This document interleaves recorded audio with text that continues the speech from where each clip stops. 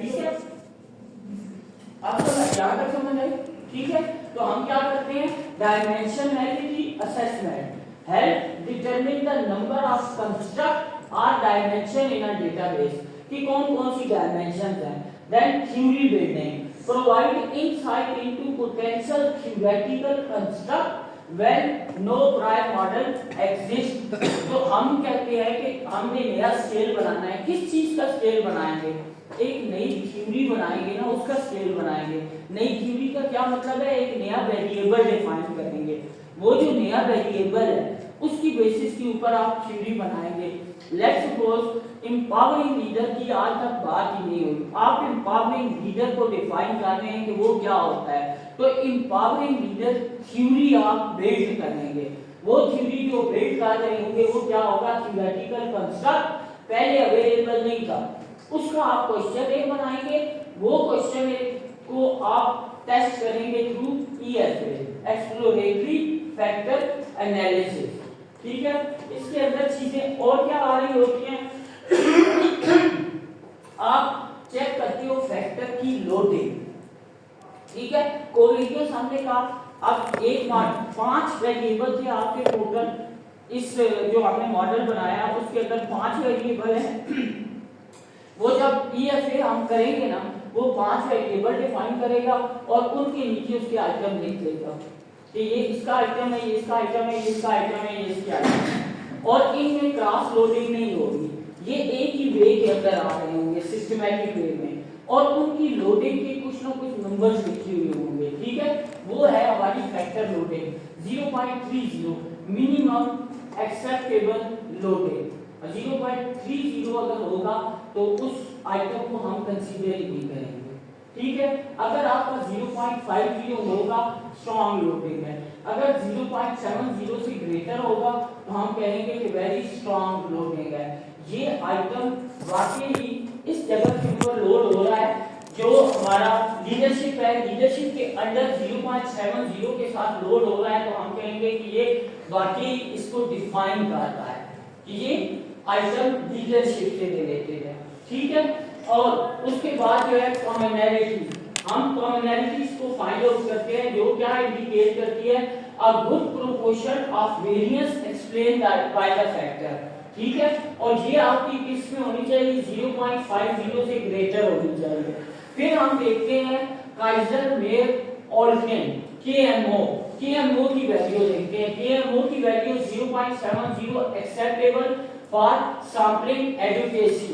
हम find out कर रहे होते हैं कि हमारा जो फैक्टर है उसकी सैंपलिंग एडुकेसी क्या है। अगर वो 0.70 से ऊपर है तो एक्सेप्टेबल होगी, अगर 0.80 से ग्रेटर है तो गुड होगी, अगर 0.90 से ग्रेटर है तो एक्सीलेंट होगी, और ये 0 और 1 के दरमियान में होती है।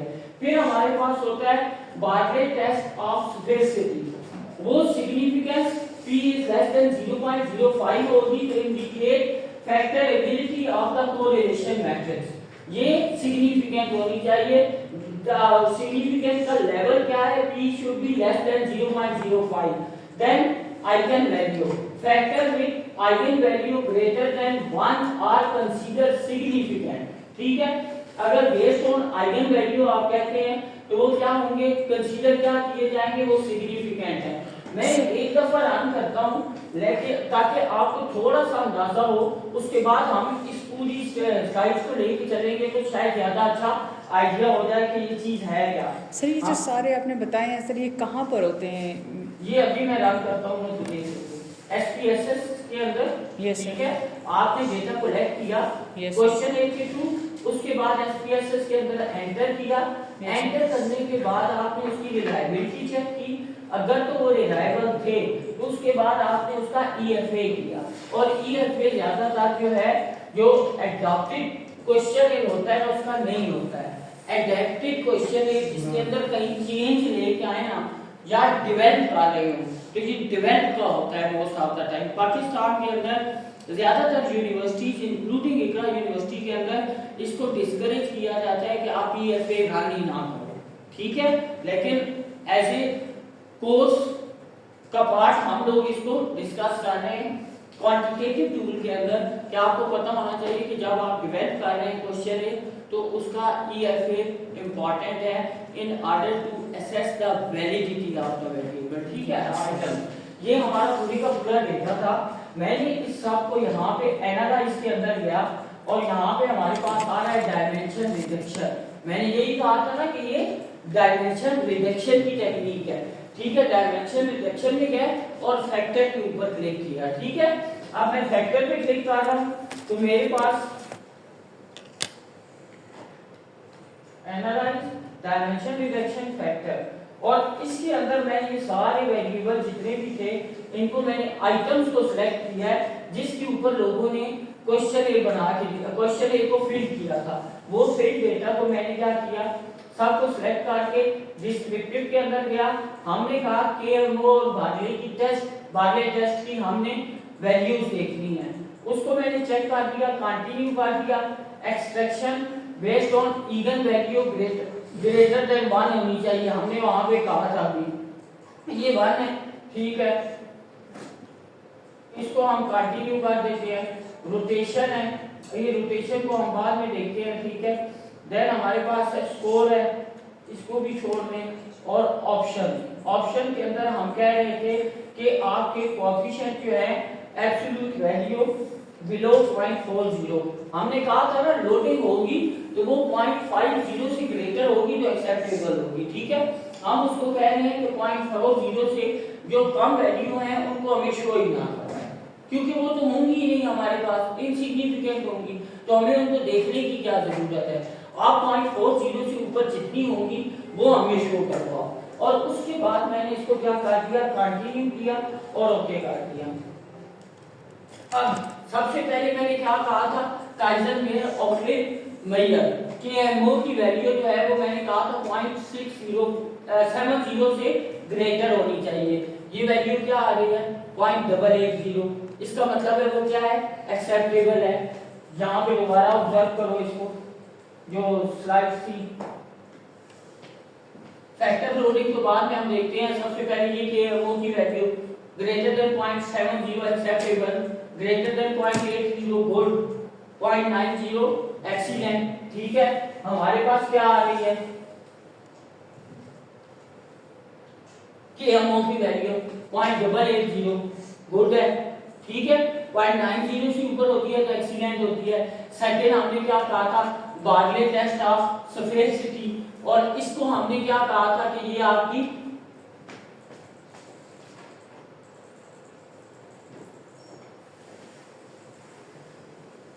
ये है। ठीक है, सिग्निफिकेंट होनी चाहिए, P जो है वो लेस देन 0.05 होना चाहिए। ठीक है, इसको हमने यहाँ पे देखा तो क्या आ रही है 0.000 आ रही है सिग्निफिकेंट, इसका मतलब है ये भी सही है, दोनों हमारी ऑप्शन फुलफिल हो गई ना। उसके बाद हमने क्या कहा था, कॉमनैलिटीज की बात की थी। कॉमनैलिटीज के अंदर एक्सट्रैक्शन की वैल्यूज आ रही हैं, हर आइटम के अगेंस्ट वो बता रहा है, ये OL1 है, ये OL2 है, OL2 की 0.822 आ रही है। इसका थ्रेशोल्ड मैंने आपको क्या बताया था कि क्या होना चाहिए, ये commonality greater than 0.50 indicate a good proportion. ठीक है, ऑफ वेरिएंस। इसके अंदर सारी वैल्यूज वो आ रही हैं कॉमनैलिटीज की जो 0.50 से ग्रेटर है। सारी को ऑब्जर्व करो जितनी भी हैं, इसमें कोई ऐसी वैल्यू नहीं है। हमने 0.40 की उसे एक कमांड भी दी थी, इसलिए वो क्या कर रहा है 0.40 से सारी ग्रेटर आ रही है। समझ आ रही है? Yes sir. अब तो प्रैक्टिकली वो चीज दिखा रहा हूँ ना जो हम स्लाइड पे पढ़ रहे थे, शायद उसको कोई कंफ्यूजन थी, अब तो क्लियर है। और ये बहुत इंपॉर्टेंट कंसेप्ट है। मैं क्यों आपने देखा होगा पूरे का पूरा वो मेथड ही चेंज किया, बहुत आराम से आपको समझाने की कोशिश कर रहा हूँ ताकि आप लोगों को समझ आ जाए। ये बहुत इंपॉर्टेंट कंसेप्ट है, बहुत सारे लोगों को ये नहीं पता होता। ठीक है, तो इसलिए मैं बार बार कह रहा हूँ आपके फाइनल पेपर के अंदर भी ये इंक्लूड होगा कि अगर ये वाली वैल्यूज कॉम्बिनेशंस की दी गई हो, आपने इनको इंटरप्रेट करना है। और इंटरप्रिटेशन आपकी कैसी हो, क्या होगी कि since all the values are greater than 0.50, ठीक है, so there is no issue of any insignificant और एनी अदर इशू। ठीक है। उसके बाद वायलेट टेस्ट, इगन वैल्यू और फैक्टर लोडिंग। अब हमने देखना है कि फैक्टर लोडिंग क्या आ रही है। ये आपके आ रहे हैं कंपोनेंट जो है वो मैट्रिक्स, इसके अंदर ये आपकी लोडिंग भी आ रही है, ठीक है, 0.696 और सारा कुछ इस तरह। ये देखो अब वो इसके सामने जो है ना वो वैल्यू बता रहा है कि ये इसके सामने लोड हो रहा है। वो मैंने बताया था ये ऑर्गेनाइजेशन लीडरशिप हो गया, ये कैपेबिलिटी हो गया, ये पब्लिक सर्विस डिलीवरी हो गया, ये डिजिटाइजेशन हो गया, और 5 वाला नीचे आ रहा है हमारे पास कल्चर, ठीक है। तो ये 5 वेरिएबल थे, उन 5 के अगेंस्ट, लेकिन ये उन 5 के अगेंस्ट नहीं आ रही है। ये देखो यहाँ से लेके यहाँ तक एक वेरिएबल उसने बताया है, ठीक है। यहाँ से लेके ये इसकी सिर्फ कुछ वैल्यूज आ रही हैं जो क्रॉस लोड हो रही हैं। तो हमने क्या करना है, इस क्रॉस लोडिंग को भी खत्म करना है। ये इश्यूज हमें रिजॉल्व करने पड़ेंगे, बट ये इश्यू रिजॉल्व कैसे होते हैं, रोटेट करके फैक्टर को। अब रोटेशन किस बेस पे होती है वो हमने सेलेक्ट नहीं की थी, उसको मैं सेलेक्ट करके आपको बताता हूँ तो फिर समझ आएगी सही स्लाइड के अंदर से, ठीक है। नेक्स्ट आपके पास आ जाता है, ये होती है types of rotation in factor analysis. Rotation कौन कौन सी होती है मैं वहां पे पहले दिखाता हूँ ताकि अंडरस्टैंड करो, और उसके बाद हम इसको डिटेल में। ये है रोटेशन, रोटेशन पे क्लिक करो तो ये आ रहे हैं हमारे पास वेरिमैक्स है, डायरेक्ट ओपीमेन है, क्वार्टीमैक्स है, इक्विमैक्स है और प्रोमैक्स है। हमने किसके ऊपर क्लिक करना है, ठीक है। ऑन द हम ज्यादातर जो कर रहे होते हैं वो प्रोमैक्स के ऊपर क्लिक कर रहे होते हैं, क्यों कर रहे होते हैं और हर एक क्या कर रहा होता है उसको हम यहाँ से देखते हैं कि सबसे पहले है ऑर्थोगोनल रोटेशन। डेफिनेशन क्या है, assume that the factor are uncorrelated independent from each other. आपस में फैक्टर्स का कोई रिलेशनशिप नहीं है, तो हम क्या करेंगे, ऑर्थोगोनल रोटेशन करेंगे, जिसके अंदर टेक्निक्स क्या है, वेरिमैक्स है, क्वार्टीमैक्स है और इक्विमैक्स है, ठीक है। जो वेरिमैक्स है, maximize the variance of square loading for each factor producing a simpler and more interpretable structure, ठीक है। जो वेरिमैक्स है वो मैक्सिमाइज कर रहा होता है वेरिएंस ऑफ स्क्वायर लोडिंग, जो लोडिंग आ रही है फैक्टर्स की, ठीक है, for each factor producing a simpler and more interpretable structure. जो क्वार्टीमैक्स है, minimize the number of factor needed to explain the variance of each variable, often yielding a general factor, ठीक है। तो ये जनरल फैक्टर जब आपके पास एक factors की आइडेंटिफिकेशन नहीं है कि ये किस से रिलेटेड कर रहा है, ठीक है, तो हम उसको क्या कर रहे होते हैं, quartimax. Then equimax combine varimax and quartimax principle to balance simplicity for variance and factors. मैंने कहा हम तीनों ये ही करते, हमने यूज ये वैल्यू यूज ये तीनों का यूज हो रहे होते हैं when you believe that underlying factor are not correlated. जो फैक्टर्स हैं वो आपस में कोरिलेटेड नहीं है। हमारे पास जो है जो भी फैक्टर है हम कह रहे हैं कि वो सारे उस एक पर्टिकुलर वेरिएबल से रिलेटेड है, ठीक है, तो हम ये तीनों नहीं यूज करेंगे। देन है ideal for theoretical construct where independence is expected, unrelated skill or trade, ठीक है।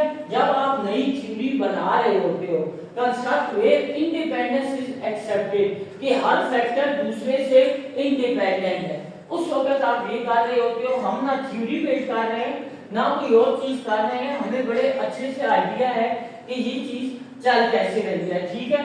फिर दूसरा होता है ऑब्लिक रोटेशन। सर ये जो अभी आपने पहले बताया जो अब बताया सर, इसका मेन पर्पस ये है कि हम ये सिर्फ चेक करें कि either all the items under certain variables are they correlated और नो।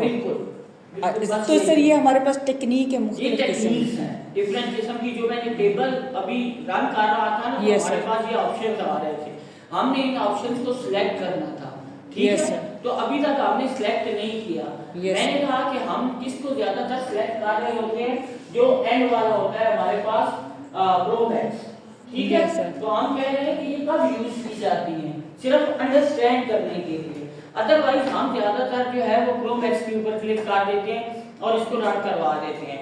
वो क्या करता है, अभी जिस तरह ना वो इकट्ठे एक ही के अंडर आ रहे थे ज्यादातर आइटम सर, आइटम वो एक जब वेरिएबल। रोटेट करेगा ना Yes, तो वो अपनी अपनी जगह पे आ रहे होंगे सारे। Yes sir. अगर वो क्रॉस लोड हो रहे हैं या उनकी वैल्यू कम आ रही है तो हम उसको डिलीट कर देंगे फैक्टर को, आइटम को सर आइटम को, हाँ आइटम को डिलीट करेंगे। हाँ ठीक है सर, जिन आइटम्स की वैल्यू कम होती जाएंगी हम उन्हें निकाल देंगे। हम उन्हें निकाल देंगे, क्रॉस लोड हो रहे होंगे, वैल्यू कम हो रही होगी, उस एक पर्टिकुलर स्ट्रक्चर के नीचे नहीं आ रहे होंगे, उसको हम निकाल देंगे। सर इनकी कोई इंटरप्रिटेशन भी होती है जो आपने पहले निकाले हैं सारे टेबल? हाँ, वो जो मैंने अभी थ्रेशोल्ड बताए थे Yes, sir. उनकी बेसिस के ऊपर आपने इंटरप्रेट करना है ना। ये सर कि ये वेरिएबल सही है, इसकी वैलिडिटी अच्छी है, इसकी हाँ, वैलिडिटी अच्छी नहीं है। अच्छी नहीं है। अच्छा। ये फैक्टर सही लोड नहीं हो रहा था तो हमने इसको निकाल। सर इसका मतलब हम खुद क्वेश्चन बना के उसकी वैलिडिटी चेक कर सकते हैं? हाँ, ये होता ही उस वक्त है जिस वक्त आप खुद क्वेश्चन एक डिवाइस करते हैं। Yes sir. ठीक है, और ये वैलिडिटी के लिए यूज होता है, Yes. रिडक्शन टेक्निक है। ठीक Yes. है, तो हमने क्या किया, इसके अंदर allow the factor to be correlated reflecting real world scenario where constructs often influence each other. अब हम यही कह रहे हैं ना कि एक का इन्फ्लुएंस दूसरे के ऊपर होगा। ऑर्गेनाइजेशन लीडर की वजह से पब्लिक सर्विस डिलीवरी कितनी अफेक्ट होगी, डिजिटल कल्चर की वजह से कितनी अफेक्ट होगी, ये हम उसका इन्फ्लुएंस चेक कर रहे हैं, इफेक्ट चेक कर रहे हैं। ठीक है, तो जब हम इफेक्ट की बात कर रहे हैं ना तो बेसिकली ऑब्लिक रोटेशन क्या कर रही होती है, allow the factor to be correlated reflecting real world scenario where construct often influence each other. और इसके अंदर टेक्निक प्रोवेक्स होती है और डायरेक्ट ऑब्लीमेंट होता है। ठीक है, तो जो नाम है ना वो थोड़े से मुश्किल है, बट जब आपके सामने आते हैं ना तो फिर आपको समझ आ जाती है कि हमने किस पे करना है। तो प्रोवेक्स क्या है, start with varimax and then relax the orthogonality constraint speeding up the process for large database. अब डेटाबेस एक बहुत बड़ी है, जिस तरह मैंने कहा कि आपके पास 45 आइटम हैं जो पर्सनैलिटी ट्रेट्स को डिफाइन कर रहे हैं। 45 आइटम को आपने डिवाइड करना है ईच पर्सनैलिटी ट्रेट के अगेंस्ट। खुद से तो आप कर नहीं सकते, वो आप सिस्टम के थ्रू करवाएंगे। तो उस कंटेक्स्ट के अंदर आपको प्रोवेक्स यूज करना होगा। Then direct oblimin provide flexibility to control the degree of correlation among factor. आप उस कोरिलेशन को अगर बहुत हाईली कोरिलेटेड होंगे तो इसका मतलब क्या होगा, हाईली कोरिलेटेड मीन कि मैं आपसे ये पूछूं कि कोई भी ऐसा क्वेश्चन पूछता हूँ जो सीधा सीधा है, ठीक है, कि आप स्टूडेंट एमबीए के हो, आप कहते हैं कि हम एमबीए के स्टूडेंट हैं, ठीक है, आप मास्टर इन बिजनेस एडमिनिस्ट्रेशन कर रहे हो। अब ये दोनों का मतलब क्या है, सेम ही है। ठीक है, इन दोनों के जो जवाब होंगे ना उनको जब आप आपस में देखेंगे ना तो वो हाईली कोरिलेटेड। इसका मतलब है कि मेरा काम एक ही सवाल पूछ के हो सकता था, उसके बजाय मैंने आपसे 2 सवाल पूछे हैं। ठीक है, तो इंस्टेड ऑफ यूजिंग 2 क्वेश्चन आप एक क्वेश्चन के साथ वो अपना काम कर सकते थे। यही आपने उस आइटम के अंदर भी देखना है। ठीक है, तो वो ये क्या कहता है कि provide flexibility to control the degree of correlation. तो कोरिलेशन बहुत ज्यादा हाई नहीं होना चाहिए। अगर हाई होता है तो हम कहते हैं there is issue of multicollinearity. ठीक है, वो इशू आ रहा है। वो क्या होता है कि कोरिलेशन आपका जब बहुत ज्यादा होता है, और ये हम यूज कब कर रहे होते हैं, when you suspect that underlying factor are related. पहले में हम कह रहे थे कि वो आपस में रिलेटेड नहीं है, इसमें हम कह रहे हैं कि फैक्टर, क्योंकि हम इन्फ्लुएंस चेक कर रहे हैं ना, हमें ये पता है कि इसका इम्पैक्ट इसके ऊपर क्या होता है। ठीक है, तो फैक्टर जो है वो क्या है, आपस में रिलेटेड है। जब रिलेटेड फैक्टर होते हैं तो उसके लिए हम क्या करते हैं, इसको यूज करते हैं, ये प्रोवेक्स को या डायरेक्ट ऑब्लीमेंट को। सेकंड कॉमन एक psychological and social sciences. Social sciences हम जितनी भी रिसर्च करते हैं वो सोशल साइंसेस रिसर्च है, तो उसके अंदर ये कॉमन है। साइकोलॉजिकल अगर कोई असेसमेंट कर रहे हैं तो उसके अंदर ये कॉमन है। वर्बल एबिलिटी, ठीक है, हम इसको देखना चाह रहे हैं। वर्बल एबिलिटी होती है, उसके अलावा कौन सी एबिलिटी की टाइप है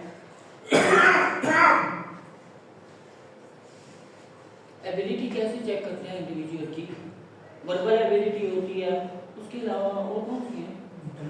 इंटेलेक्चुअल एबिलिटी हो गई। अब ये इस तरह की जो चीजें हैं ना, इसको टेस्ट करने के लिए हमें कुछ क्वेश्चन बनाने पड़ेंगे ना। अगर हमने क्वेश्चन बनाए हैं वर्बल एबिलिटी और इंटेलेक्चुअल एबिलिटी से रिलेटेड, तो हम देखेंगे ना कि इंटेलेक्चुअल एबिलिटी वाले क्वेश्चन जो हमने पूछे हैं वो वाकई इंटेलेक्चुअल एबिलिटी से रिलेटेड थे या दोनों आपस में इंटर रिलेटेड तो नहीं थे। ठीक है, तो हम उसकी बेसिस के ऊपर क्या कर रहे होते हैं, कह रहे हैं कि common in psychological and social sciences where variable like personality trait, motivation and attitude are interdependent। तो ये हम उस कंटेक्स्ट के अंदर यूज कर रहे होते हैं। पहले वाला हम कब करते हैं, जब हमें ये आइडिया होता है कि ये आपस में कोरिलेटेड नहीं है फैक्टर, जब हमें पता है कि ये इनका रिलेशनशिप आपस में है, कोरिलेटेड है, तो उसके अंदर हम वैल्यू मैक्स करते हैं और प्रो मैक्स करते हैं और डायरेक्ट ऑग्रीमेंट करते हैं। अब हमारे पास जो ये वाला था, इसमें हमें कौन सा करना होगा? सर आपने प्रो मैक्स ही कहा था। प्रो मैक्स ना, इसमें जो हमने अभी डेफिनेशन पढ़ी है उसके मुताबिक क्या करना है, प्रो मैक्स ही करना है ना। ये सोशल साइंसेस से रिलेटेड वेरिएबल है। Yes sir. Yes sir. ये जो इसके अंदर ऑर्गेनाइजेशन लीडरशिप हो गया, ये सोशल साइंसेस के अंदर आते हैं ना। तो हमने कहा व्हेन टू यूज, जब सोशल साइंसेस की आप रिसर्च कर रहे हो, तो इसलिए मैंने कहा था कि हम क्या करेंगे, प्रो मैक्स करेंगे। और यहाँ सिंपल प्रो मैक्स के ऊपर चेक कर देते हैं, ये 4 कापा की जो वैल्यू आ रही है ना, ये 4 ही होती है। और इसको मैंने कंटिन्यू करके ओके कर दिया। इसने मुझे एक पैटर्न मैट्रिक्स बना के दिया। ये देखो कितना परफेक्ट पैटर्न मैट्रिक्स है। वो जो आपस में लोड नहीं हो रहे थे ना, उसने उनको हटा दिया है। अब प्रॉपर लीडरशिप ये यहाँ पे 5 का क्या मतलब है कि ये ऑर्गेनाइजेशन लीडरशिप को डिफाइन कर रहा है। और इसके कितने आइटम है, 1 2 3 4, यहाँ पे भी 4 है। इन चारों के दरमियान में कोई फैक्टर नहीं आ रहा, ये चारों एक ही जगह पे लोड हो रहे हैं। ठीक है, तो इनकी फैक्टर लोडिंग जो है वो बहुत अच्छी है। और फैक्टर लोडिंग आप देखो 0.40 से अबव है। ठीक है, सेकंड कल्चर से रिलेटेड वेरिएबल थे, और कल्चर के वेरिएबल हमारे पास डिजिटल कल्चर के 4 आइटम थे। तो ये 4 तो यहाँ पे हो रहे हैं। इसके साथ कैपेबिलिटी वाला एक आइटम ऐसा है जो यहाँ पे लोड हो रहा है कल्चर के अंदर। इसका मतलब है कि वो आइटम कल्चर से रिलेटेड था, कैपेबिलिटी से रिलेटेड नहीं था। अगर कोई इस तरह की लोडिंग आ रही होती है ना, जो कैपेबिलिटीज का आ रहा है, जो कि कैप 1 है, यहाँ पे कैप 1 वेरिएबल, इसको हमें निकालना पड़ेगा। ये हमारे यूज का नहीं है। ठीक है, क्योंकि ये इसके साथ लोड हो रहा है। तो इसको हम क्या करते हैं, दोबारा जिस वक्त जाते हैं डायमेंशन या फैक्टर एनालिसिस के अंदर, वहां जाके ये कैपेबिलिटीज का जो है इसको मैंने निकाल दिया और ओके कर दिया। सर ये तो मेन उसके वेरिएबल का नाम था सर। हैं? सर ये तो उसका नाम था सर। नहीं, क्या वेरिएबल का नाम नहीं था, मैंने खुद लिखा हुआ था, वो किसी बात नहीं था। सही। ठीक है, वो हमने लेबल के अंदर जाके लिखा हुआ था, इस वजह से आ रहा है। यस, ठीक हो गया। तो ये जो है ना, अब देखें यहाँ पे जो है ऑर्गेनाइजेशन लीडर 4 तक आ रहे हैं, फिर ये कल्चर के हैं जो कि हमारे पास DC 4 तक आ रहे हैं, ये कैपेबिलिटी की है, ये 4 आइटम है, ये यहाँ पे लोड हो रहे हैं। ये वाले जो है पब्लिक सर्विस डिलीवरी के यहाँ तक हमारे पास लोड हो रहे हैं। ठीक है, PS4 तक, और ये 5 डिजिटाइजेशन वाला भी इधर आ रहा है। ठीक है, ये है हमारे पास DG1। तो DG1 को भी हमें निकालना पड़ेगा। सर ये 5 कंपोनेंट्स दिए हुए हैं सर, 5 कंपोनेंट्स दिए हुए हैं 5 वेरिएबल सर। ये 5 वेरिएबल सर, जो लीडरशिप है सर, वो जो 5 के अंदर है वो सारे 1 में क्यों नहीं है? जो नीचे वाला डिजिटलाइजेशन वाला है सर, वो सारा 1 में है, वो सारा 5 कंपोनेंट में क्यों नहीं है? उससे कोई फर्क नहीं सर कोई रीजन तो होगी सर। सर कोई तो हो रहा है। अच्छा, लोड तो हो रहा है, वैसे हमें इससे कोई फर्क नहीं पड़ता। अगर हम चेंज करना चाहें ना इसको, तो हम चेंज कर सकते हैं। आप ये कह रही हो ये यहाँ पे आए, तो ये हमारे पास DG का आ रहा है। ये सही, ये 5 में आ जाए। अब हम क्या करते हैं, ये DG का डिजिटलाइजेशन तो हम खत्म करेंगे ना। मैं इसको ऊपर ले जाता हूँ, फैक्टर एनालिसिस, और इसमें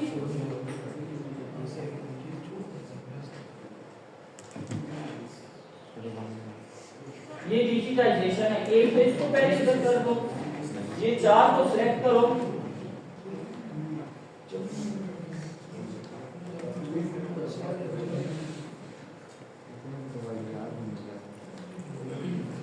आप ये देखिए यस सर, डीजी का यहाँ पे आ गया, ये यहाँ ठीक है। और इसी तरीके से लीडरशिप का यहाँ पे आ गया, लीडरशिप को नीचे ले जाओ। इसके बाद ये वाला आना चाहिए public service delivery, public service को इधर ले आओ। ये ऐसे करके जो है वो लोड होना शुरू हो जाएंगे, ठीक है। अब ये लोड हो गए, हमने देखा, लेकिन ये स्टेटस कोड जो है ना ये भी डिजी के साथ आ रहा है, इसका मतलब है कि ये सही नहीं है। हम क्या करते हैं, और वैसे हमारे 5 ही हैं, एक वेरिएबल ये है, उससे रिलेटेड आइटम है, ये लीडरशिप 2 है, culture 3, public service 4, status code 5। तो हमारे 5 ही हैं, लेकिन ये 5 के अंदर जो है 1 2 3 4 और 5, ये 5 एक्चुअल में हमारे 6 वेरिएबल है। तो ये 6 में कन्वर्ट होना चाहिए था, ये यहाँ पे नहीं लोड होना चाहिए। सही। लेकिन हम पूरा तो नहीं खत्म सर, इसमें कंसिस्टेंसी तो है, मुसलसल एक साथ है, तो इसका मतलब है ये भी सही है सर, नहीं वैलिड है, है। लेकिन इसका मतलब क्या है कि डिजिटाइजेशन और जो स्टेटस कोड है, ये दोनों के जो आइटम है ना वो एक जैसे हैं।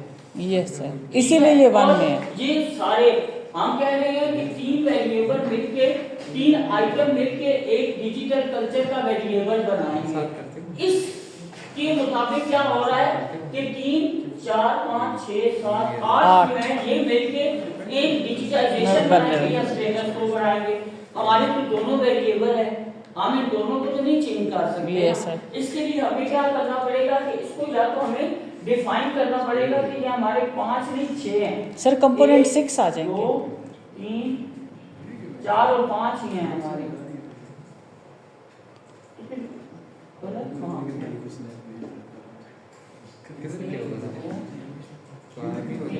चार 5 6 हैं हमारे। जैसे सर फिर कंपोनेंट 6 होने चाहिए सर।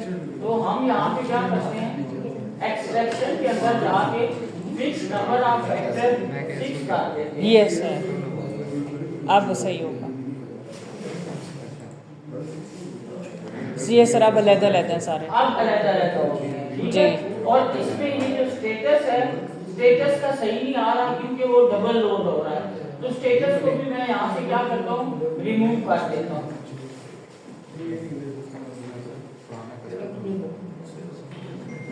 ये अब सही सारे के सारे जो है वो लोड हो गए हैं। जी सर।